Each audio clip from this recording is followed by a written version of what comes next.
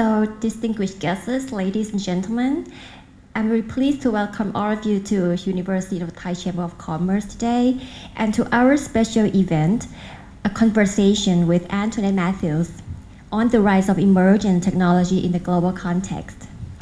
Our gathering today takes place at the most appropriate time when innovation and technology have become a powerful tool to improve lives, transform industries, and protect our planet. With a full understanding and knowledge of emergent technology trends, we as business leaders and innovation-driven entrepreneurs will be able to keep abreast of developing technologies that play a role in tackling the most pressing challenges in the rapidly changing society and business arena. And I would like to express my sincere gratitude to Singh Corporation Company Limited for your sponsorship that make this event possible. And before we start the session, I would like to have Dr. Edward Rubesh to have some talk, a welcome remark to us all. Welcome, Dr. Edward Rubesh. So I don't think of myself as Dr. Edward, so I wasn't sure if she was talking to me or somebody else. Okay, I'm Ed. Okay, as some of you know, I work in the Innovation-Driven Entrepreneurship Center here with my colleagues over here, and this is one activity of a whole bunch of stuff that we do throughout the year. So I'm going to turn things over to Antoinette, but then afterward, I'm going to tell you some of the follow-on activities that we're doing between the IDE Center and with MIT Enterprise Forum over the next 3 months or so. So please take out your calendars and get ready to book some very exciting events with us between now and the end of March. Before then, I'll turn things over to Antoinette so we can talk about these great breakthroughs. So it's a pleasure to be here. Thank you very much. This is my first time in Thailand. I'm very impressed, and Bangkok is now fast becoming my #1 favorite city in the world. So I would like to start by thanking President Sawani for hosting me here, and of course to Dr. Ed Rubesh, who's the program director for IDE, under which is run the MIT Enterprise Forum of Thailand. So my name is Antoinette Mathews, and I have 2 titles. That's because MIT gets 2 for the price of 1. First of all, I am the executive director of the MIT Enterprise Forum Global, which is our entrepreneurial support program, of which we have MIT Enterprise Forum Thailand here inside IDE. And the other organization that I represent, which I'm going to talk about today, is MIT Technology Review, which is MIT's innovation magazine. And we talk about the emerging technologies that we think are going to have the greatest impact on the world to come. So MIT Technology Review is MIT's independent media company. So we are 100% owned by MIT, but we don't talk only about MIT. In fact, we are an agnostic, standalone, journalistically, ethically run media company that is completely separate from MIT. The only thing that we have in common with MIT is that it owns us. Obviously, of course, our editorial mission is to really talk about those technologies that matter. So I thought I'd spend about 20 minutes today to talk about one of our special features that we do, which is our 10 breakthrough technologies. So I'm going to start there. So since 2001, MIT Technology Review has created a list of the 10 most important technological milestones each year. And to compile this list, our editors select the technologies that we believe will have the greatest impact on the shape of innovation in years to come. So how do we define breakthrough? Well, it's simple. It can either be an advance that gives people powerful new ways to use the technology, or it could be an intuitive design that provides a useful interface, or experimental devices that save lives. We do it in 4 different ways. 1, we identify a big problem. 2, we find the breakthrough for that problem, we then identify the leading innovators in that field, and then we explain the impact and why it matters. Now, we have not always had the perfect track record since 2001. So we come into this with a lot of humility, and I'm going to spend about 30 seconds running through some of our successes and some of our wholly missed failures. Success, obviously Stephen Quake with microfluidics in 2001, that has grown into a $4 billion business. Success, of course, chatbots are now part of everyday life. Since 2009, Adam Chair's intelligent software assistant. Universal memory in 2005, we thought that would be a technology breakthrough. That absolutely bombed.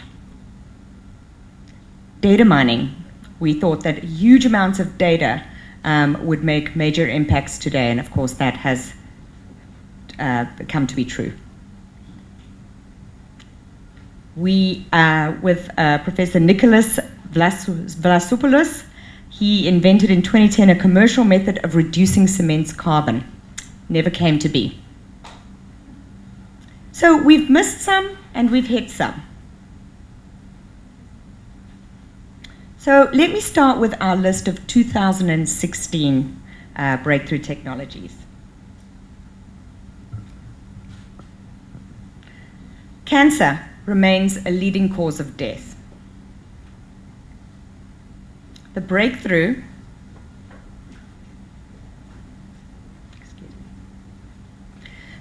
is killer T cells that are programmed to wipe out cancer.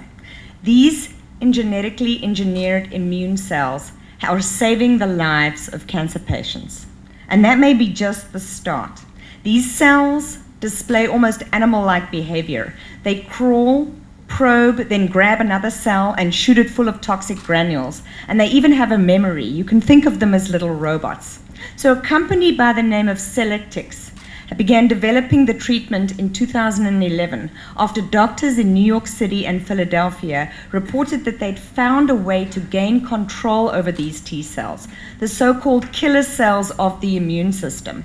And they took these T cells from a person's bloodstream and, using a virus, added a new DNA instructions to aim them at the type of blood cells that goes awry in leukemia.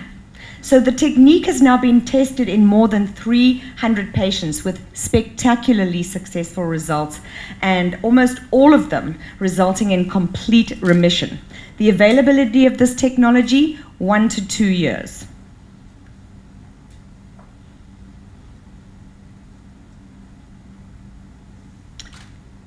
Key players here, Cellectix, Juno, and Novartis. So why does this matter? Well, cancer, multiple sclerosis, and HIV could all be treated by engineering the immune system. Breakthrough technology number 2. Climate change is increasingly damaging agricultural productivity. We need to increase our food yield and make our crops disease and drought resistant. So the breakthrough here is precise gene editing in plants, and it's the ability to cheaply and precisely edit plant genomes without leaving foreign DNA behind. So this makes it possible that they not fall under existing regulations governing genetically modified organisms, and will therefore sidestep many of the consumer concerns about GMOs. So the technology is known as CRISPR. I'm sure you've heard of it. And it offers an easy and exact way to alter genes to create traits such as disease-resistant and drought tolerance. The availability of this technology, 5 to 10 years. Key players here, the Sainsbury Laboratory, Seoul National University, University of Minnesota, Institute of Genetics and Developmental Biology in Beijing. So why does this matter? Well, we don't have enough food. We need to increase agricultural productivity to feed the world's growing population, which is expected to reach 10 billion by 2050. Problem number 3, we need more effective ways to interact with our devices. A growing number of China's 691 million smartphone users now regularly dispense with swipes and taps and tiny keyboards when looking up things on the country's most popular search engine, Baidu.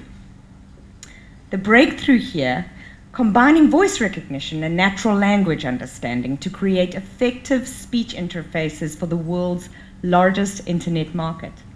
So China is an ideal place for voice interface to take off because Chinese characters were not designed with touchscreens in mind. But people everywhere should benefit as Baidu advances speech technology and makes voice interfaces more practical and useful. So recently, Baidu reached an important landmark with its voice technology, a powerful new speech recognition engine called Deep Speech 2. Deep Speech 2 can recognize spoken words with stunning accuracy. So there's less need to learn a new interface for every device. Availability now. Key players in voice recognition and language processing are obvious big players, Baidu, Google, Apple, and Nuance. Well, why does it matter? It can be time-consuming and frustrating to interact with computers by typing. Problem number 4. Space travel is far too expensive. Blasting things into space has been expensive because rockets cost tens of millions of dollars and fly once before burning up into a free fall back through the atmosphere.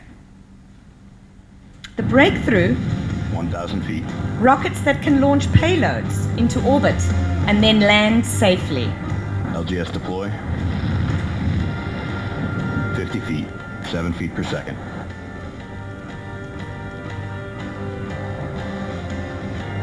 Touchdown. Engine stop.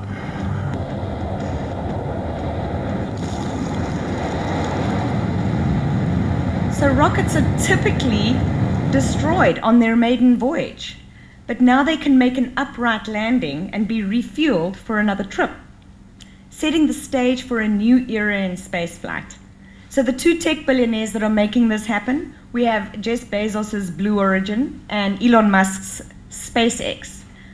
These companies are quite different though.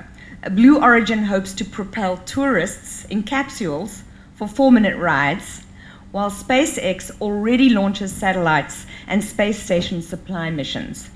But both need reusable rockets to improve the economics of spaceflight. The availability, now. Key players, SpaceX, Blue Origin, and of course, United Launch Alliance. So why does it matter? Well, lowering the cost of flight would open the door to many new endeavors in space. Okay, it takes time to program robots, and it really restricts the use of technology. Think about it this way. People generally don't have trouble picking up a glass of water or folding a ball of socks because we've all gone through this big data collection process called childhood. So for robots to do the same routine tasks, they also need access to reams and reams of data and on how to grasp and manipulate objects, as one example. But where does this data come from? Typically, it has come from painstaking programs. But ideally, robots could actually learn from one another and get information from each other.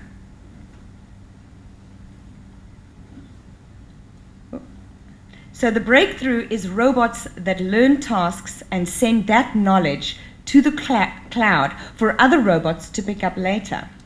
So what if these robots could figure out more things on their own and then share that knowledge amongst themselves? The availability of this is 3 to 5 years. Our key players here, Ashutosh, Brain of Things, Brown University, University of California, Berkeley, and the Technical University of Darmstadt in Germany. Well, why does it matter? Progress in robotics could dramatically accelerate dramatically if each type of machine didn't have to be programmed individually. So we need inexpensive and easy access to our genetic data if we're to control our own health. The breakthrough here is a new business model for DNA sequencing that will make genetic information widely accessible online. So our genomes hold information about our health risks, our physical traits, and who we're related to. But yet, aside from ancestry tests that provide a limited genetic snapshot, there's not a mass market for DNA data. And what's missing is the right business model. So the company Helix collects a spit sample from anyone who buys a DNA app, sequences and analyzes the customer's genes, and then digitizes the findings so that they can be accessed by software developers who want to sell other apps. So Helix thinks it can decode the most important part of a person's genome, all 20,000 genes, at a cost of around $100, which is 1/5 of what it costs other companies. So the tactic will make genetic information available to consumers at an unprecedentedly low entry price. And an online store for information about your genes will make it cheap and easy to learn about your health risks and your predispositions. Availability this year. Our key players here, Helix, Illumina, and Veritas Genetics. Why does it matter? Well, a low entry point for genetic tests could entice many more consumers, providing a foundation for new business opportunities and crowd-sourced medical research. Just imagine. So your genome determines a great deal about you, including your likelihood of getting certain diseases. Breakthrough number 7, highly efficient solar panels made using a simplified, low-cost manufacturing process. A $750 million solar facility in Buffalo, New York will produce a gigawatt of high-efficiency solar panels per year and make residential panels far more attractive to homeowners. Capable of making 10,000 solar panels a day, it will be the largest solar manufacturing plant in North America and one of the biggest in the world. Our key players here, Panasonic, SunPower, and Solar City. It matters because the solar industry needs cheaper and more efficient technology and processes to become competitive with fossil fuels. More and more people are now getting real work done on mobile devices, and emailing is not an effective tool. So our breakthrough here, Slack, an easy-to-use communication software that is supplanting email as a method of getting work done. It is a service built for the era of mobile phones, and short text messages is changing the workplace. Our availability is now. Ed Rubesh and his team work on Slack. Some key players in the communication software, HipChat, Microsoft, and Quip join Slack. Well, it matters because in many kinds of workplaces, what we refer to as the water cooler effect, that lets people overhear other people's or other colleagues' conversation, can actually enhance productivity. And Slack messages tend to be short and casual, much more like the mobile text messages that are increasingly favored over email in their personal life. And this creates the perception that keeping in touch with coworkers is effortless. All right, our problem here is that people are not very good drivers. In October 2014, Elon Musk's electric car company began rolling out sedans with a dozen ultrasonic sensors that are discreetly placed around the bumpers and the sides. And for an additional $4,200, Tesla customers could purchase a technology package that used the sensors as well as a camera, a front radar, and digitally controlled brakes to help collisions, essentially allowing the car to take over and stop before crashing. But mostly the hardware just sat there waiting and waiting and waiting, gathering reams of data. A year later, in 2015, the company then sent a software update to the 60,000 sensor-laden cars it had sold at the time. And the software was officially named Tesla version 7.0, but its nickname Autopilot is what stuck. So the breakthrough here is a car that drives itself safely, for the most part, in a variety of conditions. And the electric vehicle maker sent its cars a software update that suddenly made autonomous driving a reality. And this has been available for some time now.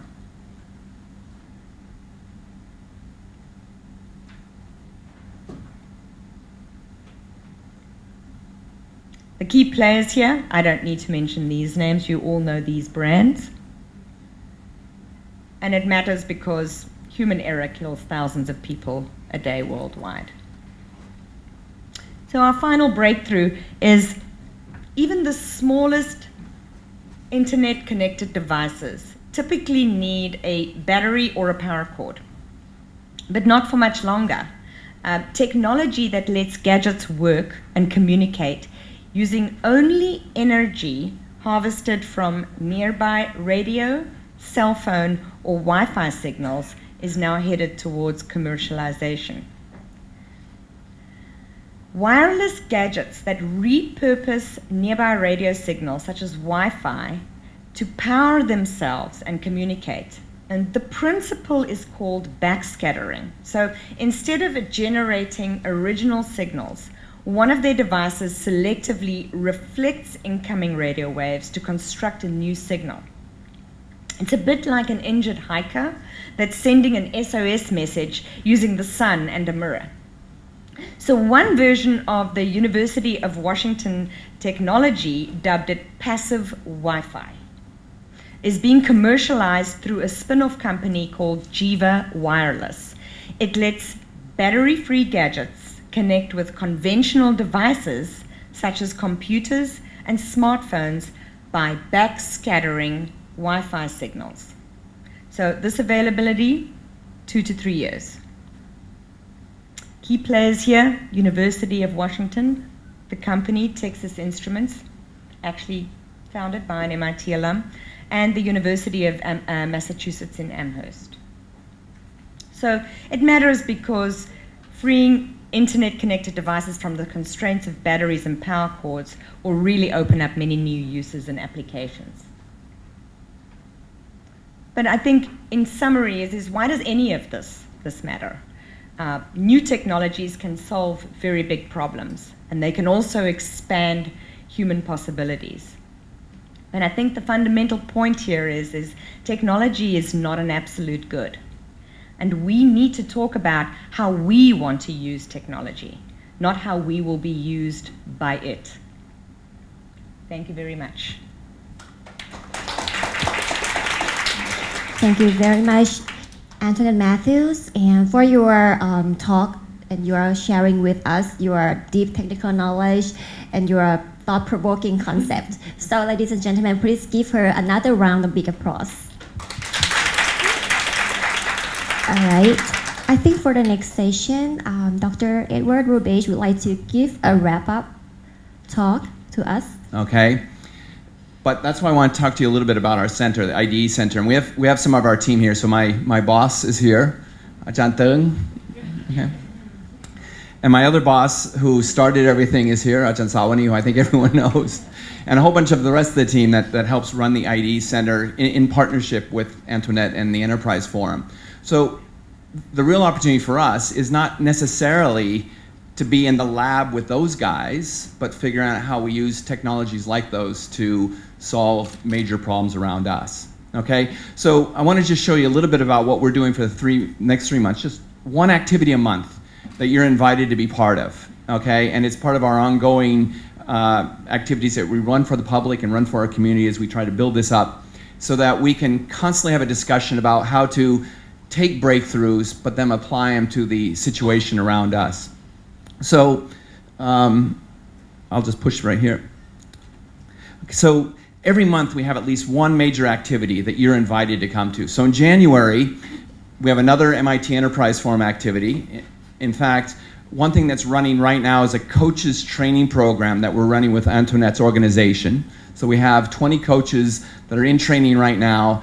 And in January, we have people from MIT Enterprise Forum coming to work with those coaches. So they include Jose Pacheco and Linda Plano. And these guys are here both to work with the coaches that we're developing and also with the teams that are competing in a competition called MIT Enterprise Forum Start Smart. Okay, so one of our co-activities that we run together.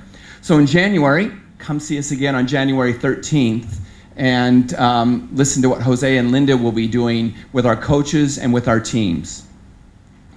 Then in February, we have our big event, okay? This is IDE Thailand, and this is the event that's built around the MIT Enterprise Forum competition. So February 24th and 25th in Bangkok, please keep these dates. We have the competition, we have teams from all around the region competing, including a chunk of teams from Thailand, plus we have some great speakers. So I'm gonna introduce you a few of the speakers right now. One of them is a guy named Randy Komisar, who is, these days he's a pretty well-known outspoken venture capitalist from a place called Kleiner Perkins, but in past lives he was also the guy who was the CEO of LucasArts, which is the company that makes Star Wars. So he's had a very interesting career, and he's going to come and talk about a whole bunch of things. One is his life as a venture capitalist, but also how to stimulate innovation. He spends a lot of time in the developing world as well as Silicon Valley. So he's a very colorful guy and has a lot of interesting stories. Another guy who's coming, and actually an architect, he's not really an architect, but he graduated from architecture at MIT, but he does urban art, a guy named Christopher Janney. So he does all kinds of stuff. This is at a basketball arena. If any of you guys know basketball, the Miami Heat, he built this big scoreboard for him that explodes and stuff like that. But he also does a lot of other urban art. Colors and buildings and sounds, and he's going to be here as one of our speakers, and he's actually installing one of his urban art installations on our campus here for the week that he's here, called Sound Steps. So please come to the event, but you can also come and play on the stairs. And then Jimmy Gia is actually the guy who introduced me to Antoinette originally, okay? Jimmy's another MIT grad, Seattle-based guy, so I met him in Seattle several years ago, and he's written a book called Driven by Demand. He does a lot of work in energy. What's interesting about his perspective is he's looking at energy from the demand side of things. So he's always interested in how can we look at things from the user rather than from the electricity generating thing. So he's gotten a lot of publicity and stuff because of his book, this book called Driven by Demand. So he's another one of our speakers who will be here in February. And we have a whole bunch more, some of them who are coming from MIT Enterprise Forum, some of them who are from Thailand and from the region. But we have a great event planned in February. And then in March, we have another really interesting speaker, a guy named Jeff Evenson, who's the chief strategy officer at a company called Corning Glass. I think you guys know Corning. You've used their products whether you know it or not, because they make the glass on the iPhone, well, cookingware, Corning cookingware originally, but more recently they make this thing called Gorilla Glass, the thing that sounds like a really strong glass on the iPhone, but it's not if you drop it. Okay, so he's going to talk about that. But he talks about the glass age, because glass is used in a whole bunch of other things like fiber optic cable. So if you live in a Muban way out in Nonthaburi like I do, we're finally getting fiber optic cable to get internet out there. So there's a lot of glass applications that we don't know about. So he'll be here in March, on March 21st speaking as well. So every month we have something exciting going, except for April. You have to find your own excitement during April. So this is the first 3 months, January through March. Songkran, you're on your own. All right? And it's all part of building our community to fill the gap between the exciting breakthroughs that are happening in some places in the world and bringing them here to Thailand. So thank you for being with us. We have time for a few questions if we want, but then after that, Antoinette has to talk to some of our press people. So if there's any interesting questions that popped up, feel free to ask them now. Otherwise, we'll keep you on our mailing list and hope to see you again. Any questions? Good. Thank you. Thank you for coming. Let me let Ajahn Sawani say a word. Just a word. Just one. Just one. Ed, could you please tell others about not only speakers, but the competition and other strategic activities that we are doing here with other stakeholders in Thailand as we join the MIT REAP program, Regional Entrepreneurship Acceleration Program. And that program that we joined, we would want to create ecosystem so that Thailand is ready and suitable for creating new IDE. IDE is innovative, driven entrepreneurship or enterprises.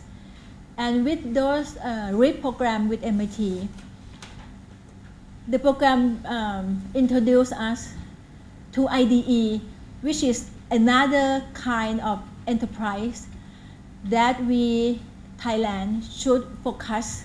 Not only SME, we know SME, right? Small, medium enterprise. But now IDE is a new word. So if I want to say some word, only one word, I would say IDE. Because it's going to be like a new breakthrough things for Thailand. Not only technology, 10 breakthroughs technologies that Antoinette introduces to us today. But this is the mission that UTCC here want to work with others like Thai Chamber of Commerce, which we have Vice President Surapon, Vice Chair of Thai Chamber of Commerce, and he is taking care of the mission of Thai Chamber of Commerce to help SME and promoting IDE also. So with this mission, we have to coordinate and collaborate with other stakeholders. And Antoinette brings us to MITEF, which is very helpful for those speakers and the competitions that Antoinette will help having it here in March. So can you speak a little bit about REAP and other things? Yeah, so first of all, let me show you what Slack looks like, since Antoinette brought it up. So Slack is an app we use. I'm only using that to give the plug to Slack. Yeah, so Line, we don't need to talk about Line, but basically Line is not very useful except for wasting time. But we'll leave it at that. Okay, but the only reason I pulled this up is not to show you Slack, but to show you two of our activities which are coming up in February. Okay, so one of them is the competition that we've run for many years called the Global Social Venture Competition. Okay, so these are both running at the same time during that week. And then the new competition, which we're just starting now, which I have to get back to. This is the new competition that we're going to grow over several years called MIT Enterprise Forum. This is what our partnership with Antoinette is about. Now, it's important to emphasize because Thailand is the world champion at winning competitions, okay? So our goal is not to do that. Our goal is to build an entire ecosystem around this. So that's what I was talking about earlier with the coaches. This shows up as a poster as a single day out of the year, but in fact, there's a whole bunch of work going into this before and after. So this part of this activity is the training of our coaching group, and that has been ongoing since October with MIT Enterprise Forum. And then in parallel to that is the the ID Accelerator that we run using MIT's curriculum online, which has also been running since November 1. So it's a 4-month acceleration program that is run as part of the MIT EF competition. So no longer, you can win a competition in the past just by being a great speaker. You step up on stage and speak well for 10 minutes and you win a competition, but nothing goes beyond there, okay? So we're stretching the activities on either side as we build this ecosystem. So with this, we're building coaches and we have the accelerator. So teams, they're not just from Thailand, by the way. We have teams from Vietnam, from Myanmar, from Cambodia, from across the Mekong region competing in this competition. And then equally important is what happens afterward. So the coaching continues, and then 15 of the best entrepreneurs are selected to go to MIT for a 1-week boot camp in June. So instead of it being a one-day event like you may have seen in other competitions, it's actually an 8-month program. And it's an 8-month program that runs every year, okay? And this is what's far more important for development of innovation-driven entrepreneurship. Not a single event that lasts an afternoon, but putting people and an entire community through the full event. So this is one of the, there's a lot that's going on around the REAP program, but these are the specific activities that we're showing that shows the community building that we're trying to do. Apparently I didn't answer it correctly though, because my boss is... Did you introduce yourself? I'm Ed. I did. Okay. I came late, so sorry. Edward, Dr. Edward, graduated from MIT, and he is now Program Director of IDE at UTCC. And Dr. Sakdipon is our IDE Center Director. So we have been with REAP program less than 2 years, 1 year and a half. And then with Antoinette assistance, with her help, we have many activities that can go on like this from today and the rest of the year. First, as Ed said, we have had the coaches training program. We have selected how many? 20 coaches trained by internet colleagues. The program. Yeah, who are our coach? Who are our coach? Okay, can you raise your hand? This is IDE coaches, and these coaches will help in these competitions. And after we have those winners cannot just end like other competitions that have been many years in Thailand. But we will put them into the process that we call it accelerators. With the help of some mentors from the Thai Chamber of Commerce and help of other colleagues from Sawatano and other banks and other investors.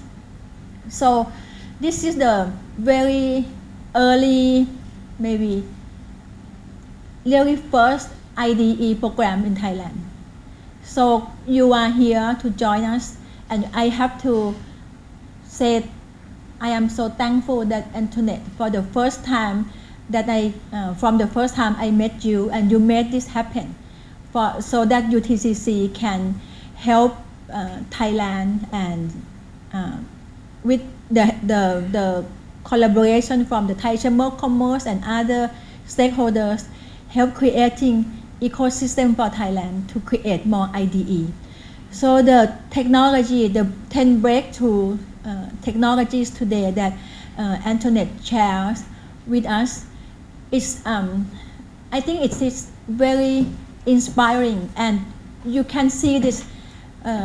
She has to say why it matters, and that is important, so that we as scientists like Dean picture on. So you don't do only technology that answer from your passion, that doesn't make anything difference or help solving people problems. So I like your presentation a lot, and I am very thankful that you are here with us, and a lot of things have to go on, and this is very new for Thai people. Thank you so much. Sorry if I put too much. Okay, thank you. We're around, and please talk to any of us from the ID Center if you have any questions. But most importantly, stay involved. Innovation takes a lot of work. Those speakers who you will see come are going to tell you that nothing happens in one day. It takes a lot of work and a lot of persistence. So thank you. Okay, so thank you, Archan Edward, for your updated activities for the ID Center. That we can see that even though they're just established for just a few years, but a lot of activities are going on. And also thank you, President Sawani, for your additional information and a very nice conclusion for me and for everyone for your active participation that helped make today's event a successful one, an enjoyable one. And importantly, I would like to express my sincere appreciation to our guest speaker, Antoinette Mathews, again for your inspiring talk and your thought-provoking concept again. And before we end our event today, I think we have the token of appreciation to be given to our guest speaker by President Sawani, please. Or would you like to have any final word? So good afternoon, ladies and gentlemen. Actually, I plan to come and listen to you in time, but I have spent too much time in the other meeting, and I thought that your conversation will last longer. So I just talked with Chan Savani, and she told me that you presented about the 10 breakthrough, to be successful for the subject you talk about. So I just asked Kun Savani that did you mention that what are the missing links Thailand need in order to overcome this 10 breakthrough? Because when we listen to you 10 breakthrough, I have not listened, but she will give me the paper. But when we listen to something that like a 10 breakthrough seem like it's very easy, but in practice, what do you think about the ecosystem and the situation in Thailand that what are missing really? What ecosystem that MIT and Yeah. other companies have to be able to create this technology breakthrough? What do you have or what we don't have, and why we don't have?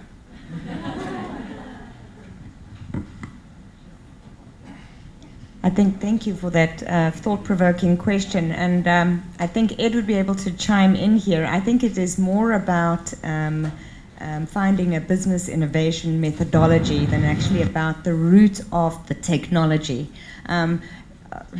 MIT and Cambridge is very privileged in that there is a lot of R&D and then there's a lot of science and biotech. In the absence of that, there is still a lot that can be done. In terms of using business innovation models, taking existing technologies, buying them, improving upon them, and creating disruptive businesses. So I think that is something that Thailand has an opportunity for. I think you need to play to your strengths. What do you have here? My understanding is there is a spirit of entrepreneurship, but in terms of an IDE, I think you need more. I'm talking to media companies. Dr. Sawani kindly introduced me to some media companies. Everybody should be talking about entrepreneurship. We should be shouting about it across the whole of Thailand. It should be on your lips all the time. I feel very spoiled when I'm in Cambridge with Bill Olet, with the 24 steps. It's all I talk about all the time. Then when I get on a plane and I come to other countries and I realize it is not on the lips of people all the time. We should be able to identify, recruit, funnel, and foster the talented people that want to be entrepreneurs. And I think that you need to figure out ways to solve local problems. Identifying great entrepreneurs will find the local problems and they will solve those problems. You don't necessarily have to find the new technology. Does that answer your question? Yeah, somewhat, but how do you inspire people to be entrepreneur? How you inspire them to make more money, to become rich at young age? Or how? I don't think it's driven by money. I think that money is nice, and I think money does a lot of good things for a lot of people, and money is important. I think often entrepreneurship in an emerging market is often founded by a need. I think that as society is changing, as artificial intelligence is changing, I think that as advanced manufacturing is becoming even more advanced, I think that the days of us turning 18, leaving high school, going to college, getting a degree, then going to a company and working in there until we die, I think those days are over. So fostering entrepreneurship needs to start at the root of the problem, at the heart of where it is. More often than not, entrepreneurs are often come from families of their parents that are entrepreneurs. But at MIT, we have not followed that methodology at all. We believe that entrepreneurs can be made. They're not born. So it starts with training and people like Bill Olet, complete and total indoctrination. And I think Dr. Sawani is on the right path. My question is for Ms. Mathews. I have a question. How do you get the right timing on when to adopt the technologies? Because, like for example, like virtual reality, I've been hearing about that technology for like 20 years now. But just this year, that they started coming to the mass market. So like, what are some of the good indications, that the technologies are actually ripe for commercialization? If I knew that answer, I wouldn't be standing here. I would be with my new friends in Palm Beach. I don't know, Ed. Do you have an answer for that? Great. And I think virtual reality still has a way to go. I think virtual reality has always been the technology of the future. As you say, it has been for the last 20 years. This is a question that related to what you have presented, and since you have seen so many predictions before about the technology breakthrough, and you have mentioned that some didn't turn out as successful as we predicted. So what do you think are the factors contributing to that? And maybe you can give us an example of something that you show as a break, that will lower the carbon footprint, and it didn't turn out well as you expected. So, or is it the fact that the product about the green products, or the product that will help with the climate change or that are environmental friendly will not work that well, or it will be speed up in the future, or what will be your prediction? So I think that there are a couple of things. I think when it comes to climate change, it's a policy. America can recycle until the cows come home. I don't think that's going to change anything. So a lot of it is out of our control. So a lot of technologies and companies don't work for environmental reasons, for policy reasons, for all sorts of socio-geographic reasons, for we may go to war. We don't know. So there are a number of factors. I think to sort of spin it on the other side, though, is what are the factors that would make it work, and that is in the absence of collaboration between industry and government. Those provides examples of where technologies would be able to work together. But I'm afraid I can't answer all of those.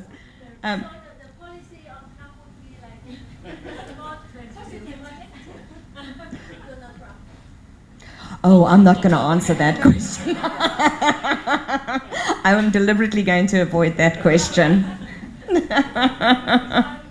No, totally understood.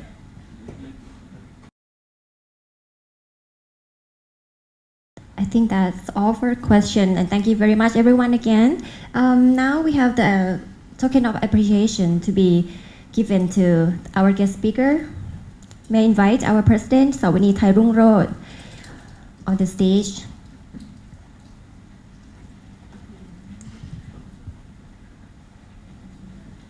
Some small gift from UTCC. We hope you like it.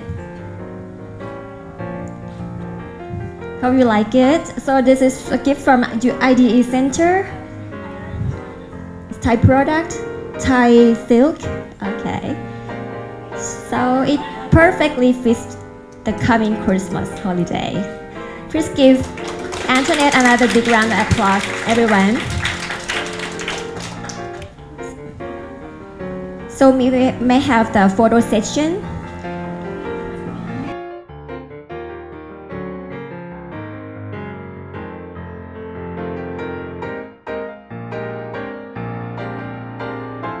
Thank you very much again, and also Antoinette, we wish you a safe flight